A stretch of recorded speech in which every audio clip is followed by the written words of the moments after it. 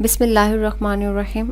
آج یہ ویڈیو ہم آپ کی خدمت میں لے کر حاضر ہوئے ہیں۔ یہ رمضان المبارک کے مناسبت سے ہے۔ یہ ویڈیو رمضان المبارک کے دوسرے عشرے اور 12ویں روزے کی دعا ہے۔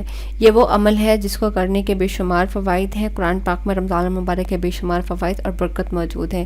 کچھ فوائد کا ذکر آپ صلی اللہ علیہ وآلہ وسلم نے خود بھی کیا ہے۔ اللہ پاک ہم سب مسلمانوں کو رمضان المبارک کے نیک مہینے کے روزے رکھنے کی توفیق عطا فرمائے، آمین۔ رمضان المبارک کا دوسرا عشرہ مغفرت کا عشرہ کہلاتا ہے۔ آج ہم اس ویڈیو میں رمضان المبارک کے دوسرے عشرے اور 12ویں روزے کی دعا کچھ اس طرح سے کریں گے۔